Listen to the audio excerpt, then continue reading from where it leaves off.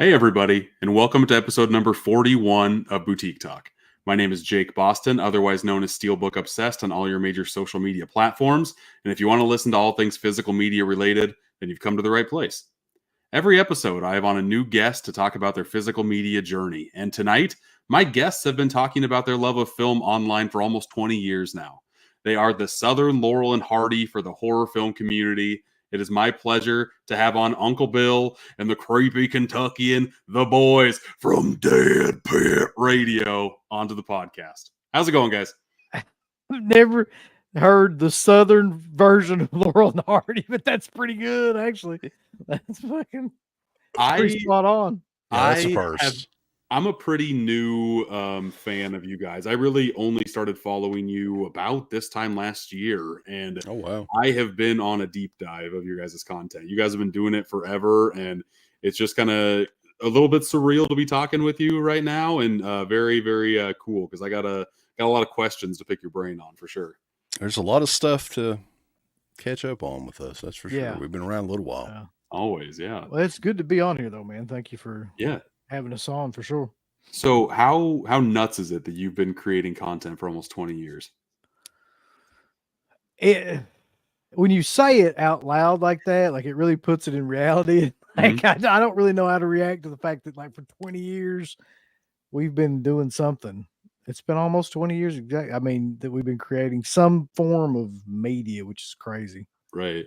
Yeah, we started with the original radio show / I mean, this is before podcast was a word. Tell you how long ago it was. 2005. And then the YouTube thing. Honestly, we didn't go hardcore into the YouTube thing until we came back about 4.5 years ago.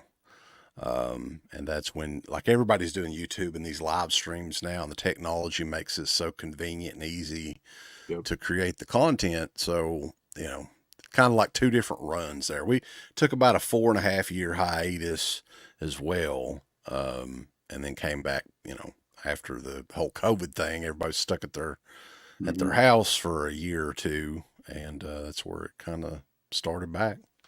Yeah, that's why everybody is so used to recording online. I feel like with COVID, that's the only way you were able to really talk to somebody in person for a few months there.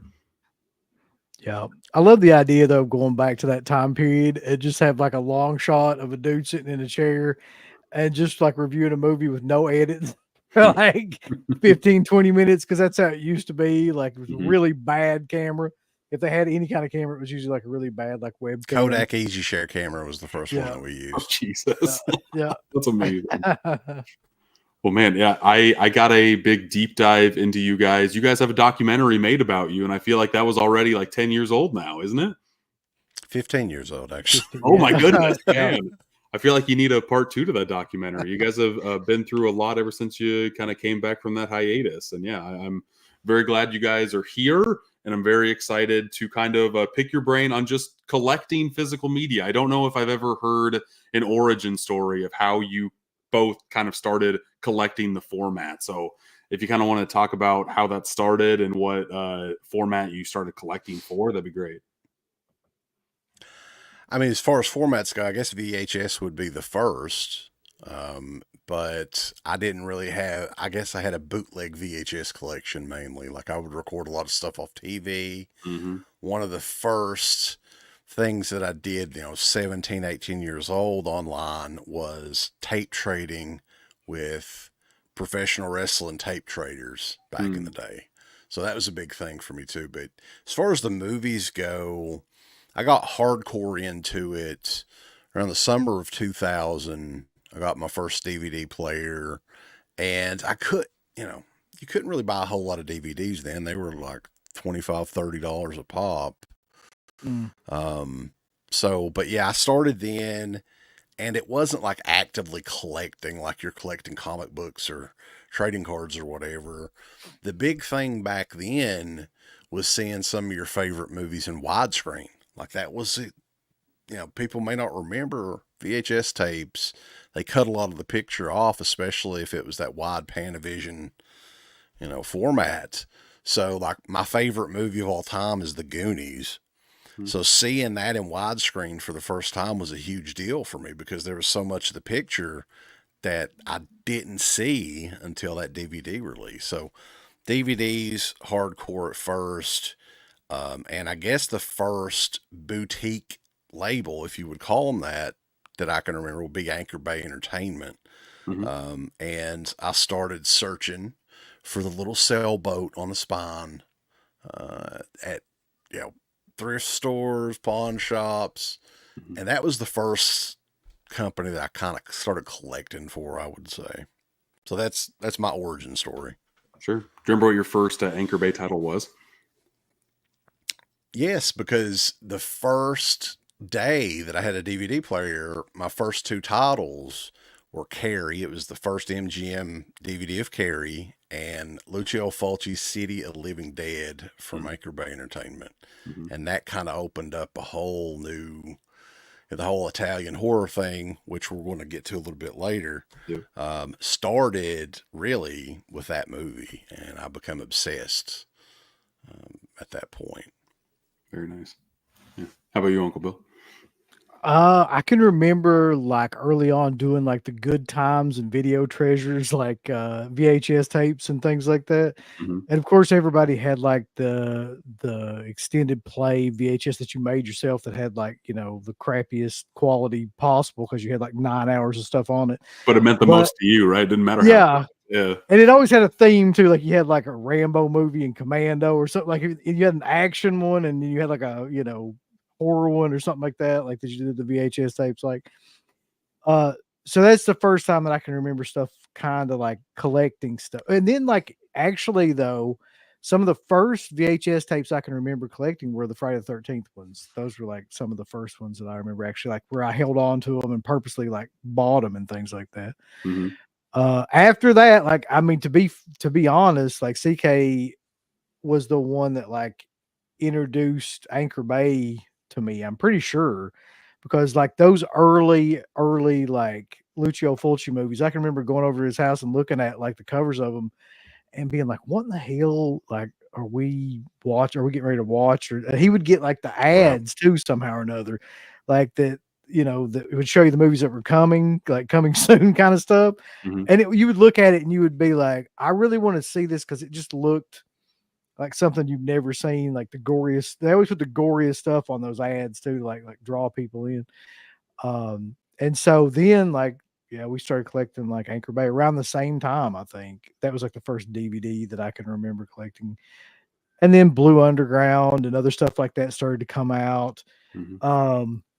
And just like anything horror related around that time from those kind of labels.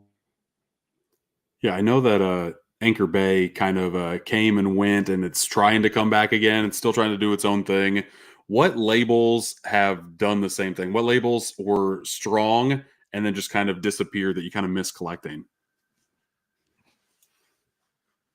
That's a good question. I can think of ones that I don't miss collecting more than I can. When we labels that have come and I'm glad they're gone would be good. Sure. Yeah, there was so many labels around like 2006, 2008 that came and went like that. So like probably one of the early incarnations. Well, I don't think they had any relation to Vinegar Syndrome, but they were doing what Vinegar Syndrome does now on a smaller scale on DVD. Was Subversive Cinema, was that the name of it? I think. Yeah. And they would do all kinds of weird, like 70s movies. The Gardener, which is very odd. I don't think it ever got a re-release. But they would send us stuff to review. Dust Devil was another one, the Richard Stanley movie. Funny Man, I think, was one that they did. So they did like a lot of cult, obscure stuff, you know, pre Vinegar Syndrome and even pre Severin, actually, like 2000. This is like 2006 or so when that. So yeah, that sort of thing. I think a lot. Go ahead. Sorry. I was just gonna say there's a couple of them that I still think are going, but they're not anywhere near like where they were at back when we were collecting. Like Media Blasters was one that was really, really big at that point. Never even heard of it. And they're still in business. I'm They're pretty st- sure. I think they just do like anime and stuff like that now. Hmm. They used to do And- those 3 movie packs. Yeah, that's what I was Which gonna that was say. probably what they're most famously known for, like zombie packs, animal attack packs, stuff like that. It's like 3 movies in one box. As far as some of the modern labels, I mean, it seems to me that Screen Factory is kind of one of those companies now where they're kind of just coasting. You know, a lot of the fans from just a couple of years ago are not. They had a hardcore fan base there for a while, and it seems like they're kind of dwindling a little bit. But I'm relatively, I guess, not new. I've been collecting movies since like 2008, really collecting hardcore into it around like 2012, 2013. But I didn't really figure out what a boutique label was until Scream Factory 2017, 2016-ish. And I just kind of did a deep dive. But now that I have a lot of their catalog here, and they're mostly just re-releasing 4K transfers of the movies I already have, I really don't feel a need to pick up a lot of their new stuff. No, I don't know many people that do really, but they just keep pumping out these 4Ks that are exactly the same. They have no new features, no new anything on them, just a 4K transfer. But yeah, I mean, Screen Factory is one of those companies that they had so much back catalog that now they're just like, screw it. I feel like that's literally like where they're at. They're like, we're not really, just do everything in 4K and forget about it. Right. And it's kind of interesting to see what releases they came out with on Blu-ray that other people are now taking to do 4Ks of. Like, I know that Arrow Video just announced that they're going to do Jason X, like pretty much 9 through 12 is going to be Arrow Video, which isn't that so odd too? It's baffling. Yeah, it doesn't seem right for some reason. Like the most popular films, of course they've got the first 2 now, but eventually we're going to see a box set of those Paramount 8. I would think so. I hope so, at least. But if Paramount's going to put it out, I don't think it's going to be anything too crazy. Or if it is, it might be something like the Paramount Scares box, which I don't think people will like. Wouldn't that be awful? Yeah. If they did it that way, like that would just be Well, at least I'll say this though, the Paramount Scares stuff, the boxes aren't very attractive or anything, but just throw the box. They're so cheap, just throw the box away. Yeah, I take the movies out of the box, just put it in the collection. It's nice that they have the exclusive slipcovers in there. I like the Fangorias that are in there as well. Like the physical goodies that are in there, I do like, and they are so dang cheap. I want to say like this second one was already on sale to where each movie was equaled out to like $12-13 a piece for a 4K. It's not a bad deal at all. Yeah, Buddy Man was saying it's like $42 or something the other night shipped. Crazy. That's a crazy deal. Yeah, for sure. Which makes me think they're not selling that well, which kind of stinks. Yeah. I got to give Paramount credit though, because I feel like that they would definitely, like, if they could, they'll hold on to those titles. You know what I mean? They're not going to license them out to anybody else. They'll do their own box set, as will like, I guess New Line for the who owns Freddy right now? It's Warner Brothers. Warner Brothers. New Line exists anymore. Yeah. So Warner Brothers will do the same thing. I mean, they're just not going to miss out on that money. Right. Well, or they'll kind of piecemeal it out to somebody. Like TerraVision is doing a partnership with them with Rumpelstiltskin. Like it has the Paramount Scares logo on the box, which is kind of cool. If they continue to do that and just kind of put their Paramount Scares branding with boutique labels, I kind of love that combination. Well, some of these studios though, like I'm pretty sure Warner Brothers, from what I understand, they're going all out, balls to the wall with this Nightmare on Elm Street set. I hope so. So, like, we're talking about different cuts of the movie, deleted scenes, a lot of stuff that people have never seen before. So, if they have a huge success there, Warner Brothers, I can see other mainstream studios being like, we're going to do this shit ourselves. Right? So, I mean, that's a possibility as well. We'll just have to see.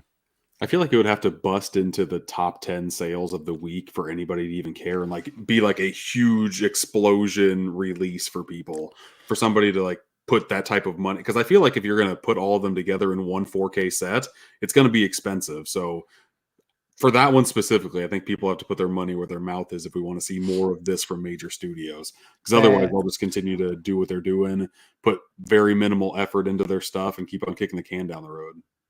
Yeah, that's what I was worried about too. Like, how expensive would a set like that be? You know, I mean, you're talking about like. Well, I mean, look at what the fans are paying. 4K. look at what the fans are paying though for some of these boutique releases. Is like one movie, $60, $70 sometimes for one movie. Yeah, I don't think honestly don't think, I think the Nightmare box set is one of those ones where it doesn't matter how much it is. I think Like so too. it's been waited on so long and so many people want to buy that I think it will immediately sell out. Like if you don't get it Yeah. really quick. It's one of the last like white whale releases that people like. Price is not an option. They just want it. They want it to be the best possible thing, so they will pay that price in order for it to be as good as it possibly can. Yep. Oh yeah. Totally see that. Well, yeah. We're kind of talking about Severin today, so this is the first time Severin's actually been brought up on the podcast. I talk about Arrow Video all the time, talk about Criterion all the time.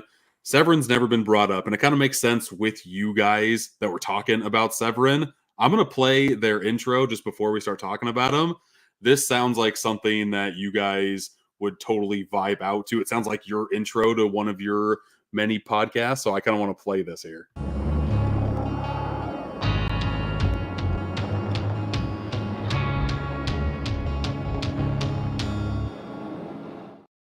I just love how mellow and it gets you in the groove to watch one of their releases. It's good stuff.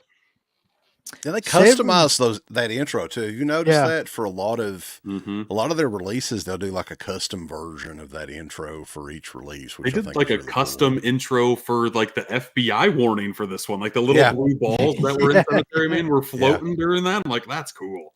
Yeah, they do little things like that. That's really cool. But I think Severin is a really, really good example of a company that like very slowly over time, like worked their way into like a mainstream almost, like where they're almost to the point now where they can release like mainstream titles. And it's been, I mean, Severin's been around. People don't realize this, but Severin's been around in one faction of it for what, 20 years? Close. Like, yeah. And it's like they're releasing stuff back when we were doing the original version of the show. It was very different, like the quality and the packaging. But now they're almost, I think this past year has been their best year. I think that they leveraged all of the success that they've had with these smaller kind of titles and these, bundles and things like that. And they put all the money into like really pushing like some of these titles like Argento's Opera and Cemetery Man and different kind of things like that have got like a fan base and people really wanted to see the this Bruce stuff. Floytation set, man. Like I'm not even big into that sort of thing, but that's just amazing that they put all that together and for a pretty good price point as well. I think since we came back like 4.5 years ago, Severin is one of those boutique labels that continues to kind of grow and get better each year. And this, like Uncle Bill was saying, I think that 2024 has been their strongest year to date. Unfortunately, they had that little flub with the opera disc, but they handled it well, getting it out to everybody and everything. They're making it right. Yeah. And that's all you can really ask for these boutique labels. If you mess up, own it, just keep on going, Yep. I really haven't collected for Severin for all that long. Honestly, I just started this year, and I feel like that's a great thing for me. The last sale they had, that Severin summer sale, huge discounts on movies. I loaded up like crazy. I probably bought 15, 20 titles in that. Me too. It was so good. Yeah. The funny thing about that is they never did that before that. They never had a sale that good where they actually discounted things that was like $8 to $10 for a lot of Blu-rays and things like that. So I mean that was their best sale by far. So you got in. It was really hard to beat, and just like the amount, like the variety of genres that they kind of overlaps in. Like they have a Severin Kids subline. They put out Overboard, which does not seem like a Severin title, but it's totally out there. And I think that sale was a good way to kind of just like go through their back catalog and see, wow, I did not know they released this, and this, and they all just kind of fit together nicely. I've got that the Bruce Exploitation box set too, CK, and I thought that's one of my best box sets of the year, and I feel like nobody is talking about that sucker, but that is just so nicely put together. I feel like quality is a big high point with Severin when it comes to like some of their cool limited releases. Yes. I know Cemetery Man got one of those. You could get the box set. I just have the basic set with me right here. No, I've just got the same one. Yeah. That's what, And I know that there's another edition on top of that came with a snow globe from the movie. Oh, Like there was like yeah. a super duper edition. And after seeing this movie, I'm like, damn, I want that snow globe in my collection because that thing looks awesome. It's an actual replica from the one in the movie. It looks so cool. Yeah, I mean they anytime there's a big release like that, they do a bundle and they'll include like stuff like that. Just different kind of trinkets and stuff. Like they had for the Maniac 2 one, they had the plushie, like the Joe Spinell plushie. Mhm. And for the opera one, like for the opera bundle, they had all that sign stuff and I just like remember the sunglasses, yeah. the With the holes in it, glasses, yeah. Mhm. And a I mean, music they all box. They had a have music gimmicks box for. yeah. Yeah, I don't know if they like get Temu or somebody in Malaysia to make all this stuff for them, but yeah, a lot of it is just like trinket stuff. But Mhm. it's cool that they do it. It's like limited. I remember they had the little red ball from the Changeling when they released that one a few years ago. So they've always kind of done, fun stuff for the fans, just thrown in there too. So, and bundles. They love bundles. They do. They make a fortune. I mean, they always sell out. So Yeah, they might be limited to like 250, but they're gonna bundle whatever the hell they can, man, for Yep. sure. Yeah. When did you guys start collecting for Severin? I know you said they've been around for 20 years, but were they back in like the DVD days? I guess I have no idea about their history at all. Yeah, that's the weird thing. I wasn't thinking that until somebody brought that up not too long ago, like Severin to review, like in what would it have been, like 2010 or 2009, something like that. Well, Severin has actually been around, I think, since late 2006. Yeah. They used to release, cult movies, but much like Vinegar Syndrome, when they first started, they released a lot of like soft core, even some semi-hardcore stuff from Italy or whatever, and kind of continued on and they didn't really get their name out there very much, I think, until, probably like Uncle Bill was saying, 2009, 2010. I think one of their first big releases was Hardware, and I remember them hopping the hell out of that. It's another Richard Stanley movie that's I've still got over there. I think it's like pretty pricey now on eBay, out of print, of course. But yeah, that got their name out there a little bit, and they just kind of continued on. Would eventually do some Fulci stuff, the Psychic. I think they were the ones that did the Psychic in the U.S. on DVD initially, and just continued on. Man, they're a lot older of a company than people may realize. I would say too, it's only been within the last 3 or 4 years. It's like when Vinegar Syndrome took off, Severin kind of like followed. I guess they rode that wave of like people like buying those type of films from Vinegar Syndrome, like rode that right into this kind of more success and just kept getting bigger and bigger. Yeah, I feel like Severin is a good in between point of Vinegar Syndrome and Arrow. They kind of like ride both lines pretty dang well. And yeah, I had no idea they were around for 20 years. It's kind of crazy. Yeah. People in the comments, Mayor asked for me to talk about your leaning demon statue. I'm trying to figure out where that was. He's lost it. Yeah, it's around here somewhere, but it's not like accessible to me right now. But like, it was the statue that they put out for Night of the Demon, the Bigfoot movie, the Killer Bigfoot movie, and it was a part of their bundle, and I bought it. And it's to say that it's a cheaply made thing would be real, like, credit to it. So what happened is it's kind of like a ceramic, It looks like something from Pottery Barn. it's like a ceramic Bigfoot. And then eventually they had glued it onto this base. And what happened is that it started to like lean. So at this point, it's almost at like a, 45-degree angle, like all the way back, like from the base. It's starting to like come completely off of the base. So yeah, some of their stuff is not what I would necessarily say is high quality. So did they give you another one then, or you're just stuck with there's a great story behind that too. So I wrote like this long email to them, and it was great. It's actually a hilarious email too. Yeah. It was basically saying, hey guys, my demon is no longer erect, and I need to get one that's more, like. And they were like this. They literally wrote back like, "This is the funniest email that we've ever read. Like, we will definitely get you a new one." And then like I never heard anything back from them. So Oh shit. there you go. So they didn't send you one back? No, they were like, Oh we my will. God. They were like, we will get you a new one, and we just got to contact the people that made it, and yada yada yada. And I never heard anything else about it. That's frustrating. Yeah, the demon, they call it the dick demon. I don't know if we can say that on here or not, but I just did, I guess. Yeah. You lost your dick demon. Yeah. It looks like he's moonwalking, right? Yeah, it does. It looks like that. It Michael looks like Jackson Smooth Criminal. Yeah. Where he has that's exactly what it looks like right now. Uh-huh.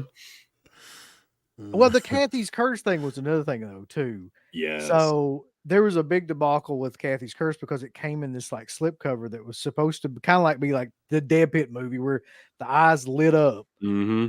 Except it didn't work whatsoever. And like when I got mine, I was like messing around with it on some live stream we were doing, and you put it in there and its eyes are supposed to light, and like one eye would light up, one eye would blink, it would go off completely. It's like it just didn't work. I bought that. They were just selling the case during that summer sale, and I already had Kathy's Curse. So I'm like, yeah, it's like $8. Who cares? I'll just kind of take the gamble. If it works, it works. If it doesn't, it doesn't. Yeah.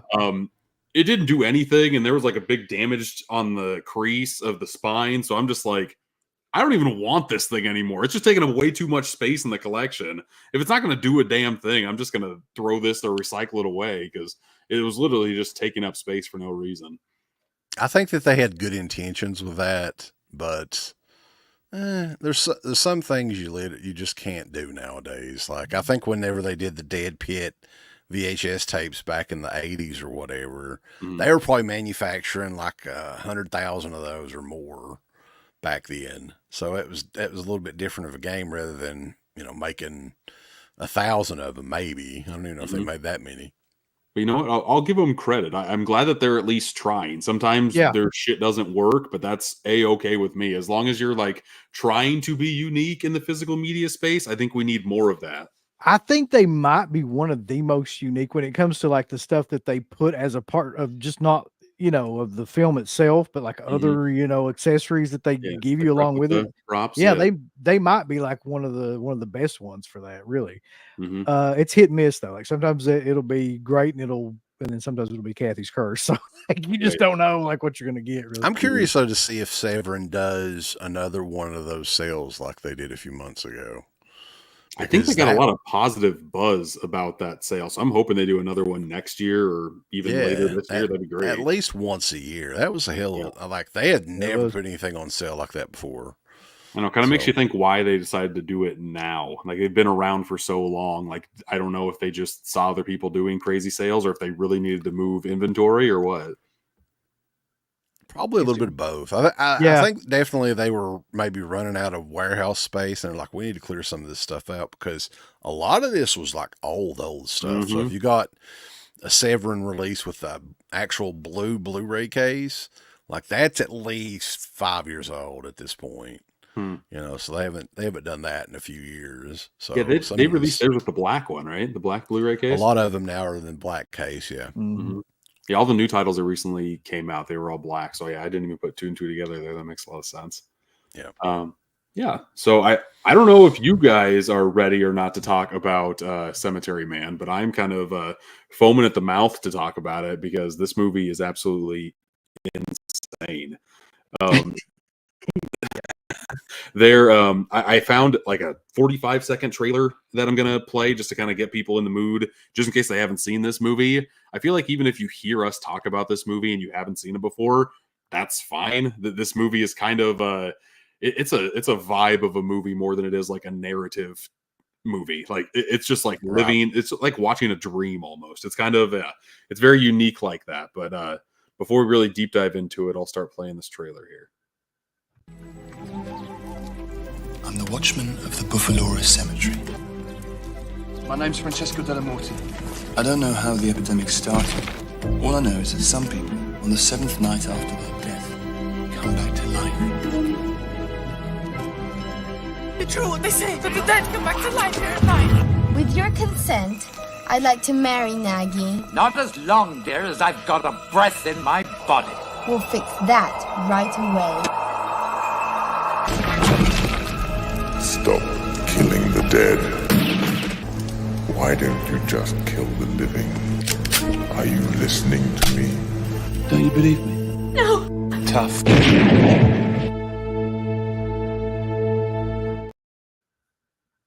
There we go. Delamore, I want to say is how you say it. Cemetery Man.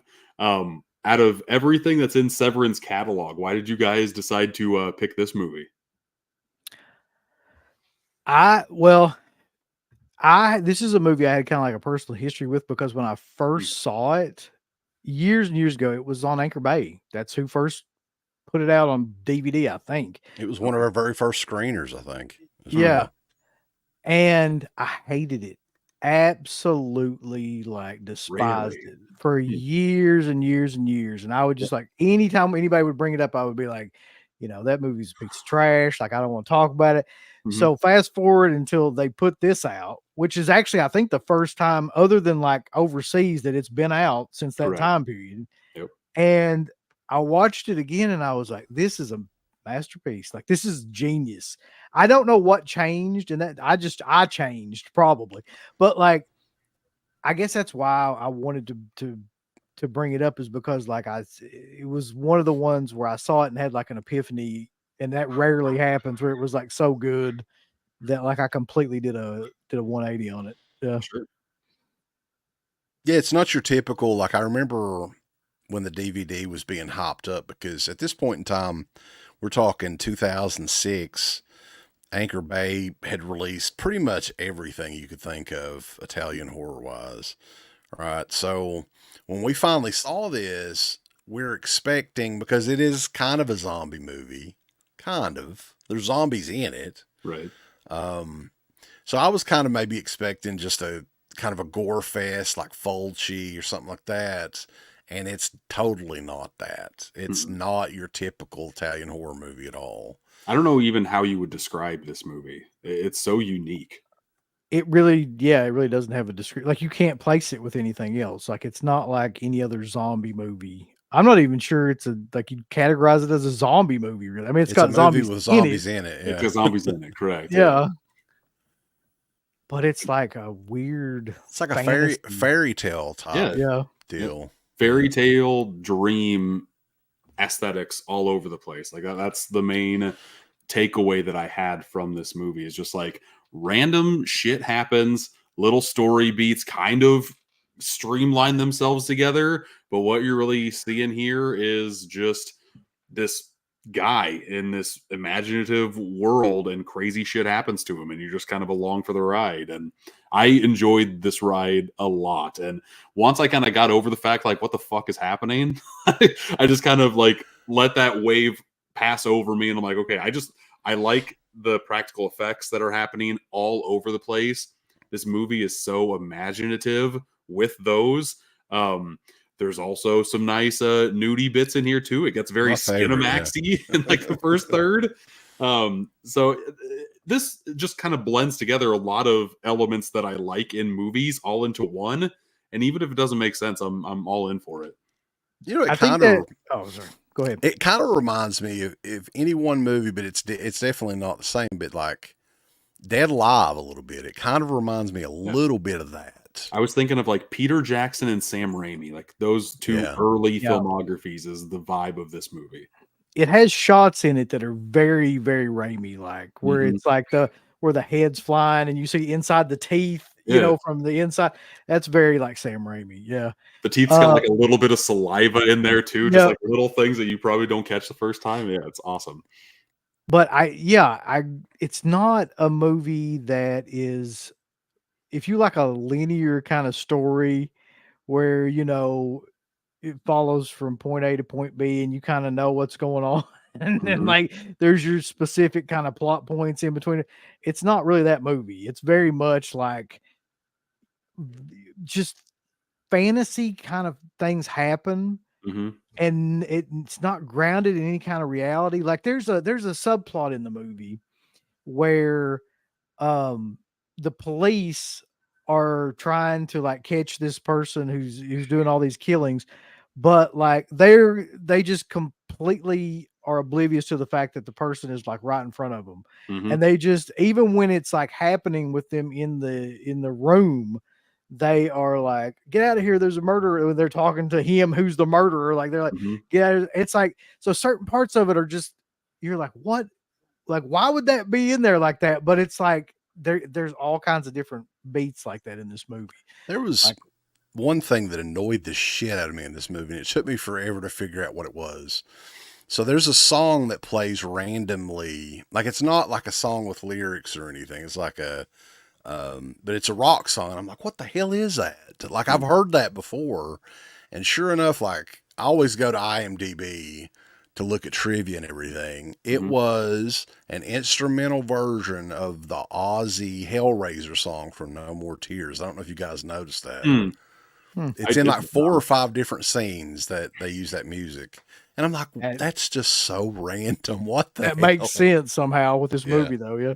Anything makes sense. Like that's the whole thing. Like there's a joke about being impotent in the entire movie, which really doesn't add up to much until it does in like the third act with one of 3 different versions of she. Yeah, it's just So that's the thing. Like we must sound like we're crazy talking about these random scenes, right? Like because so like a basic outline of what I think this movie I could say is about. So there is a caretaker of a cemetery who only in this one cemetery, apparently, the dead come back to life, and you don't really know when they're going to come back to life. They can come back to life between 1 to 7 days. I think that's the rules. Yep. And so he's got to dispatch of them, and that's just his job. Like he looks at it like being a janitor or anything else. Like he gets up, shoots dead people in the head, and then like that's just part of it. He's got like a little curly looking sidekick named Noggy who can only say like Nog. Nah. All I can say, why is that? We don't. I have no idea. Doesn't matter. Doesn't matter. He never misses a meal. And then he meets through the course of the movie different variations of this girl who he falls in love with. It's she never has a name in the movie. Yeah, and it's you talk about like that woman crazy. Geez. Yeah, it's insane. But anyway, like in each variation, he's disappointed somehow or another. Like he doesn't get her. Basically in each part, and like something happens that then he has to kill her in each part, I think too. And he doesn't have to, but I think he chooses to. Well, in one particular part he chooses to. Yeah, the other part she just comes back from the dead. It's messed up. Yeah. But while all this is going on too, like other stuff is going on. Like there's a bus accident and a bunch of like bus full of Boy Scouts and nuns come back to life. Yeah, which is great.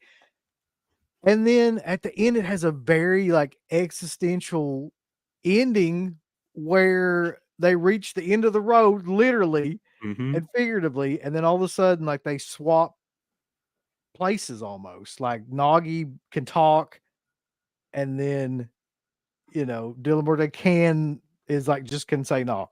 I'm hoping that he's just joking there, and that he says nah, and then they just go on their way and have actual conversations. But you never know. It's just kind of who knows? Like, this whole movie's ambiguous, man. And we didn't even talk about like the actual final scene where it turns out that this entire thing was taking place in a snow globe. Like the snow globe is kind of introduced in the beginning, and then just beginning and end. It's just kind of shoe lined in there. I feel like they're trying to go for something there, and I think it adds to like the dream aesthetic of everything. But when that happened, I'm just like, really? Like they had to do that? They did. What didn't that happen in like a soap opera or some shit in like the 70s? It was St. Elsewhere or something. Yeah, St. Elsewhere was the one where everything was a dream. They were like all like woke up. Yeah, and for some reason it just works with this movie. You just go with it, like, oh, okay, that's fine. Wasn't there something where there was like the kid that had made the St. Elsewhere set or something, or made the building, and it was like it was all in his imagination? Correct. Yeah, it is Season of Roseanne that way too, I think, right? Wasn't that a dream or something like the last season? Yeah, lottery, I wish that was all a dream. That was all a fantasy. But like, there's so much packed into what that was kind of just like the bare bones, like, outline of what I think it would be about. But there's so much craziness packed into it, like with everybody coming back from the dead and all the, like him killing, like he kills live people, dead people, like all the stuff with Noggy and his headless bride or whatever. A lady gets eaten out by a head too, just like, anything that you can possibly think of, it might have happened in this movie, and there's no reason for it, but it's just happening. The guy gets Claudio, I think is his name. He gets buried with his dirt bike. So when he grabs it up, he just goes out of the grave on there. It's just like, okay, that's cool. I'll let it slide. And it's just it's so unlike any movie I've ever seen. Like I'm sure there's a counterpart movie to this. I just cannot think of what it is. Like I can't either. I mean, it takes a lot of like some Italian influences for sure all over the place. Like I feel like some of the camera angles, like sometimes they will do like a 360 around a table and it looks really terrible. Like it's just like somebody's walking with a camera, no steady track to kind of keep it all level and whatnot. It looks all over the place. And then you'll get beautiful shots of like the first she coming back to life and like all of these blowing things behind her, but her hair staying the same, and she looks like she's on a dolly just kind of coming up close. Like this movie's all over the place. I love it. I think that's probably made, yeah. That's probably Suavi too, because Suavi is like, this is his like opus, by the way. There's no doubt in my mind. But like he comes from a background of making really kind of low budget Italian schlocky kind of like horror films. So I'd say some of that is just a product of that. Like he excels beyond his means, but then he comes back down to like where he's at too.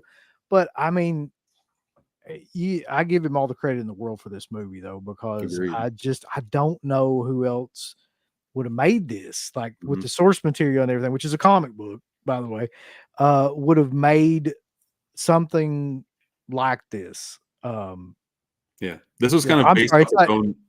It was based off its own story, Della Morte, Della More, and then that kind of got turned into Dylan Dog. Like I knew of Dylan Dog from the movie that came out, but that's about all I really knew of. With Brandon Routh, I want to say starred in that one, something like that. Bombed pretty hardcore. It definitely did. But I had no idea this was a comic book movie until I started watching some of the special features and doing more research on them. And the weirdest like degree of separation thing about this movie to me is that comic, the inspiration for it was the actual guy Rupert Everett. Rupert Everett. Yeah, so the guy in the comic is actually playing the guy, he plays the guy in the film that he was inspired by. Yeah. It's so weird.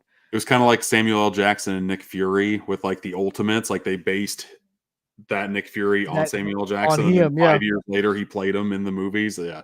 It's cool when that happens. But it's very, very rare too. It's just a full circle moment. If I'm not mistaken though, like the director, did he pretty much quit genre movies after that? He didn't do a whole lot. From what I understand, he kind of quit filmmaking for a good like 7-8 years after this because his kid got pretty sick. That's right. Oh, okay. So he decided to kind of stay with the family for a little bit. And I don't know what else he did after this. Like this was definitely like his swan song, kind of like the swan song of this era of Italian horror movies too. This came out in like 94, I think, 94, 95. Yep. There wasn't a lot else that kind of is in. I think he was a student of Dario Argento too. I know he made a documentary about him in the 80s. So it's just, this is a nice little cherry on top of that time frame in cinema.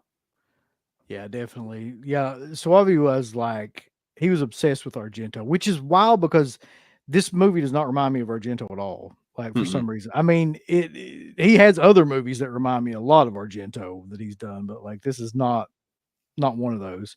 This seems like completely just, it seems like it was birthed out of nothing. Like it was just the tone and the cinematography and everything just seems so completely foreign to anything else that I've really seen that it's amazing. It almost seems like it should be part of the trilogy of movies or something, right? Like there should be more to it than what we have. But supposedly they were trying to make a sequel to this movie in like 2011, 2012 with Rupert Everett coming back and the director coming back. It just never really came to fruition, but I kind of wish it would have, because I would love to see more tales in this world, because this is like we've said, this movie is just totally something that doesn't feel like really anything else out there. And it's refreshing in that sense. Yeah, I mean, even the scenes that make absolutely no sense with the structure of the story, like they're visually incredibly shot usually. And there's stuff in it that happens The one subplot in this movie that I just did not like for whatever reason, because I just don't think it added anything, was when he goes and gets the surgery done, gets himself snipped, so to speak. Right.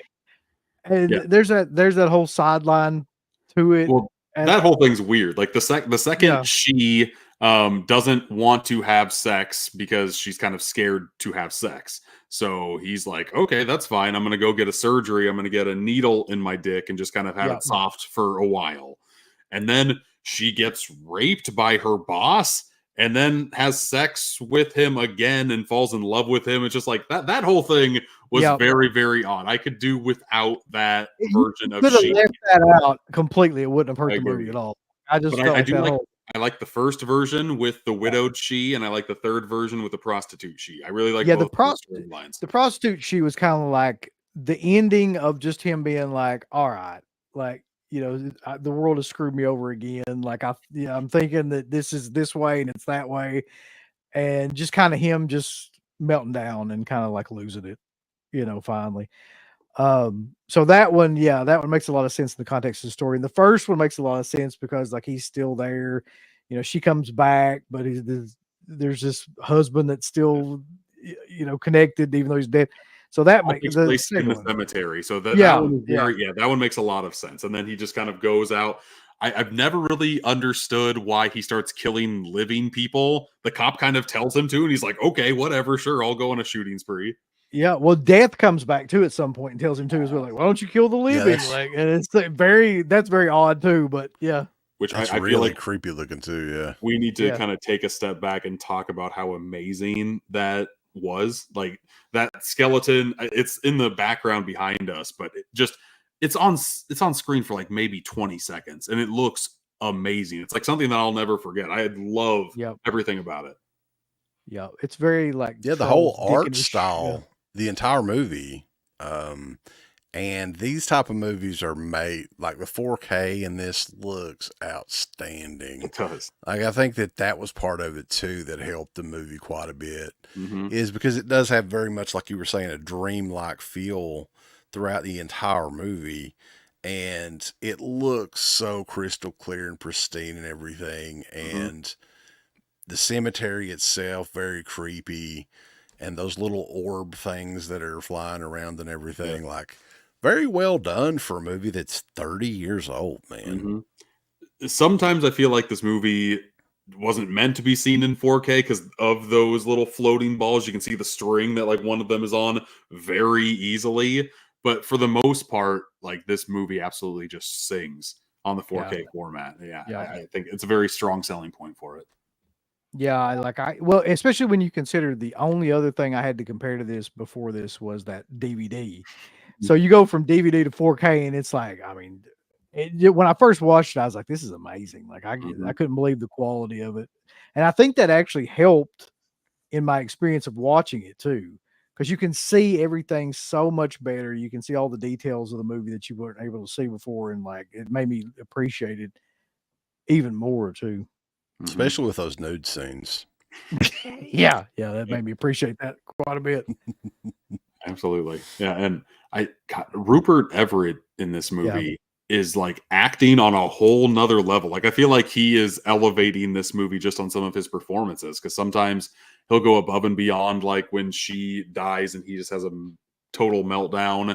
And then sometimes he can be very buffoonish. Like I just really liked his performance as a lead in this movie. Yeah, he never goes really overboard in either way. He never is too like melancholy, and he's never too like overly cartoonish or anything. He holds the movie together. Yeah, I think that the guy, I forget his name, but the guy that played Nagi should have got like a best supporting actor or something for this movie. He's just like he plays that role so well, man. Like he's just on top of that. He's very believable. I mean, and that's for sure. He is that guy. He could have easily just been for comedic effect, but you can tell like he is believing everything that he is doing. Like the way he piles up his plates whenever he eats with like spaghettis and bananas and whatever the fuck he's just shoveling down his throat. It's utterly disgusting. And he's absolutely in love with every single ounce that he's got. Yeah, I mean, I just couldn't believe like how well he did it. Actually, everybody in the movie is really good. Like, there's not a performance in that movie that I can look at and be like, that was really kind of off or anything. Anna Fauci, I think is her name. Yes. That sounds right. Who plays Mhm. she? Um, she's good in it. I mean, Yeah. and I don't think that they got her for her acting, if I'm being like completely honest, but I But mean, she's she's great. amazing in it. Yeah. Yeah. hmm And I don't know what else she's been in either. Like I didn't really check her filmography at all after this. I don't recall her in, I mean, anything that I've seen hmm again, because I believe I would remember. Yes, I remember a couple of things. The That's for memorables. sure. Even okay though, but to talk about that for a second, I Mhm. know, it is what it is. There's a lot of really interesting nudity in it. Even the way that shot though, especially the scene in the cemetery and Yeah, everything, yeah. is amazing. Like hmm you remember that so well because of the way it's shot. I mean, and there's other reasons, but I mean, hmm like the It, backdrop and artfully everything. done, It's for Yeah. very sure. artfully done. That's what I was going for. Yeah. And Yes. like even the way like her clothes are originally taken off in the ossuary, is that what it's called? Like with the skeletons like ripping her Yeah, he clothes calls it. off. Yeah. Like you feel like she might have a thing for the undead, and that's she just kind of really gets off being in this atmosphere. She married a super old dude, and Yep. she's very, very young in this. So there's like layered elements to this movie that I really appreciate. The more you think about it, it's just like, oh yeah, that kind of makes sense. And yeah, just artfully done everywhere in this. I love it. Sure. Got a lot of rewatchability to it too. You'll catch something different each time. Yeah, and as soon as this was done, that's what I said to myself. I'm like, I can't wait to rewatch this. I kind of want to watch it with somebody else too, just to get their Yeah. reaction to it. It would be interesting to pick somebody to watch this because, like, I mean, who would you pick? You know what I mean? Like, you got to have somebody that's very open minded to Yeah, like. I have a group of friends that we just every so often have movie nights. We go over there, watch it. Like I feel like that group. I don't know what the hell they would think about this. I think that they would like it more than they wouldn't, but I can see like the husband liking it more than the wife would, that type of thing. So Yeah. Oh yeah. yeah. Yeah. Mhm. Just yeah, very interested in that. We have a couple more comments in here that I think might be beneficial to the conversation. A little bit of like early Tim Burton in this as well. Yeah, I can I see can some see like that. Pee Wee or like the suburban Edward Scissorhands parts in this for sure. Mhm. Yeah. And then the mayor brought up that Nagi actually passed away pretty recently. Yeah. I heard about that. I think he was part of a band at some point too. Hmm. The mayor can fact check me on that, but I think he was associated with some sort of band. I can't remember what kind it was, but he was also in other movies too. His love interest in the movie though too, like that whole thing Mhm. was great. But is it just me, or maybe I was thinking that she looked kind of underage? She definitely Girl. was. But Okay. I feel like that's more that can fly more over in Italy or like Europe or anything like that. So I don't know if it was as risque as what it might have been to an Yeah, American especially audience. 30 years ago. But yeah, Correct. it That wouldn't too. it That too. wouldn't fly nowadays for sure. Right. No, she didn't care. She thought she was sweet, and that's why she fell in love with him so much. Yeah, just having the head in the TV was also a very nice touch. Like I'm just like randomly thinking of things Yeah. as we're Yeah. talking You could. about it, too. Yeah.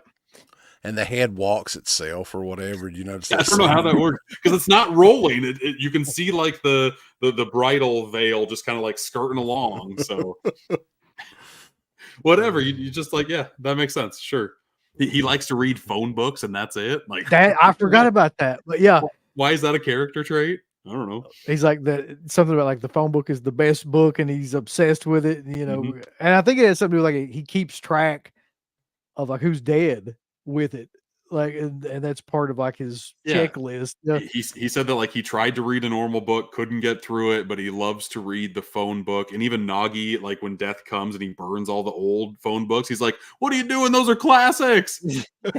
yeah. Oh, So man. many crazy things in this movie, though. Yeah. I can't remember. Do you guys rate movies? Are you guys on Letterboxd or do you guys rate movies and your reviews? Sometimes we do, but we're not. I'm not a letter. I No, think you me are. either. Mm-mm. Okay. But now, if I had to rate this movie, Mhm. I mean, if I'm being honest, man, like it's pretty close to a perfect movie to me of the kind of stuff that I like. So if I out of 5, I would probably rate it a 5. Okay. I mean, that's just me. Mm-hmm. I mean, out of 5, I would do 4 out of 5. Yeah. I think I'm at a 4 out of 5 as well, just on the first watch. I think that it's very memorable and it kind of gets elevated because of that. And I think the more times I watch it, the more I'm even going to like relish in the originality of this film. But right now, first time watch, 4 out of 5 for me. I had a really good time with this, and I'm really happy you guys decided to pick this for me to watch. It's one of the main reasons why I love doing this podcast. I've got a bunch of movies surrounding me, and sometimes I don't have a reason to watch them, or they're just going to like be there forever. Yeah, for sure. We're the same way.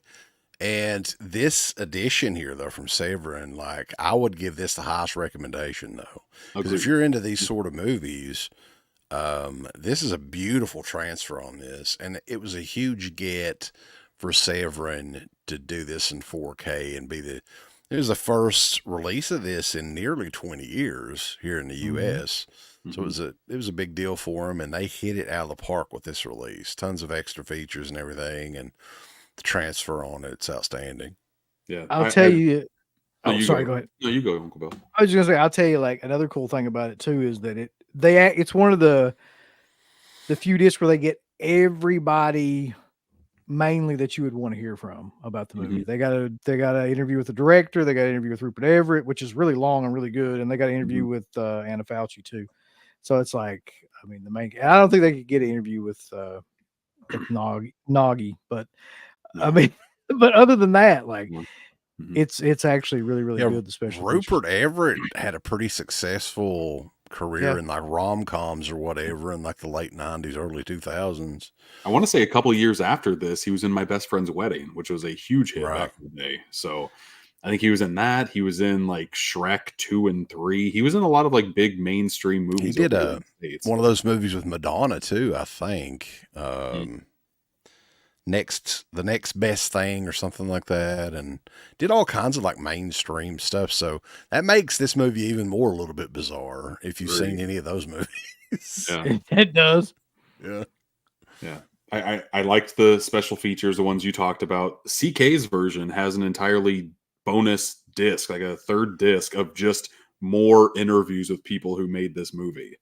Like the cinematographer and some people who helped with like the visual effects. I can't remember everybody who was on it, but I want to say that sucker was loaded with like 7 or 8 more interviews. That was just specifically for that big release. I haven't dived into the extras or anything on this, but yeah, absolutely packed. Just tons of featurettes and all that on the third disc. And there is 4 discs in this, so it does include the soundtrack as well. Oh, right.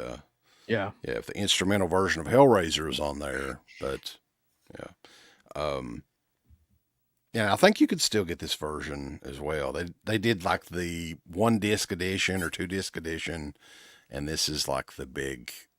And I always love that name more than Cemetery Man, Della Morte, Della More. Yeah, but doesn't it translate to like of life of death or something like that? Something similar to that vein. Yeah.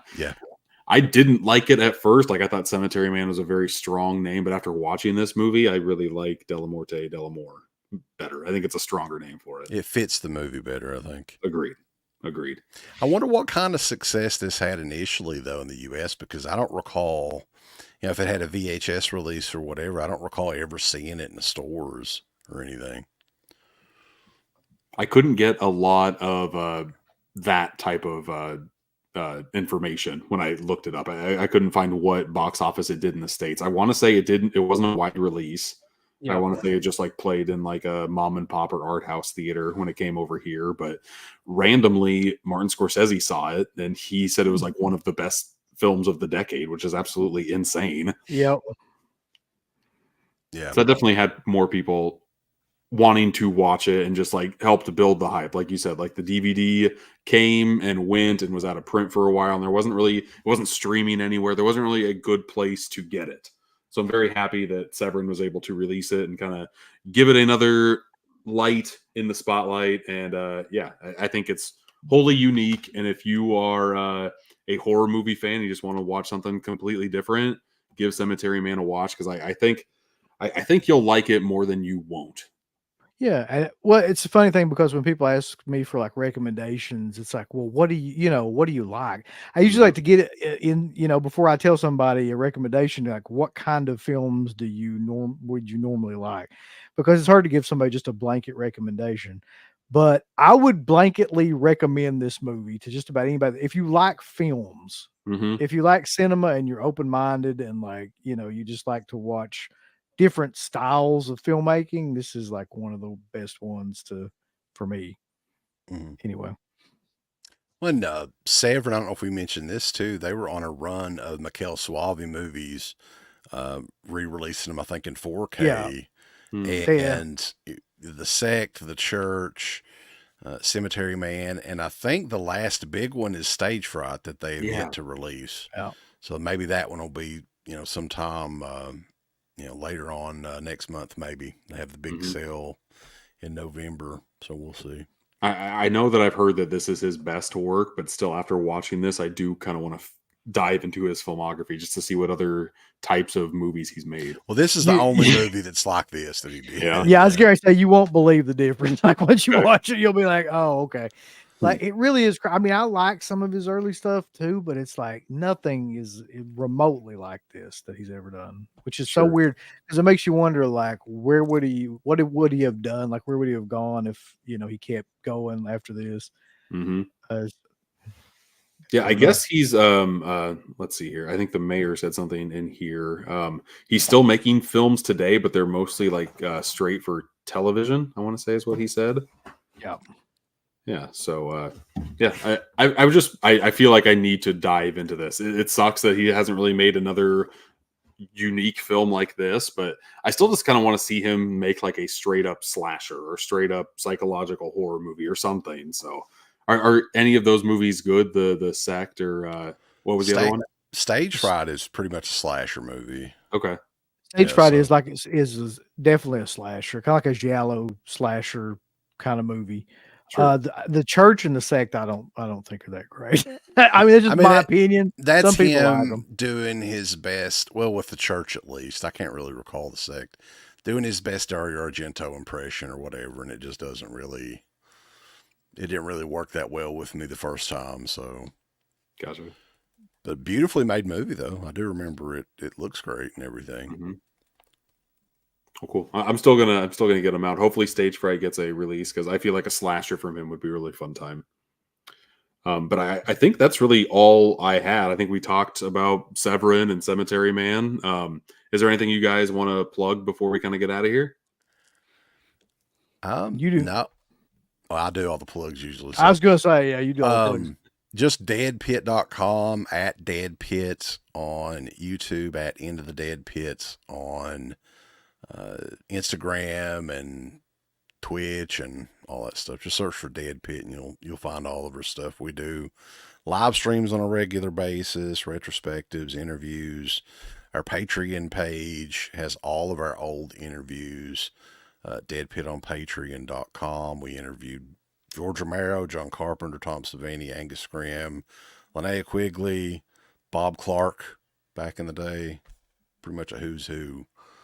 So all that original stuff is on there, and we appreciate you inviting us on, Jake. It's good talking Absolutely, absolutely. Like I said, I'm a pretty new fan of you guys, but I fell in hard, and I feel like you guys are just wholly unique in this community, a blast to kind of hang out with on live streams, and it's been very, very cool to kind of spend an hour with you guys just kind of talking back and forth. So thank you for coming on. It's been a real treat for me. No problem. Thank you. Appreciate it. Yeah, and thank you guys for watching. This has been episode number 41 of Boutique Talk. And until next time, I'll see you.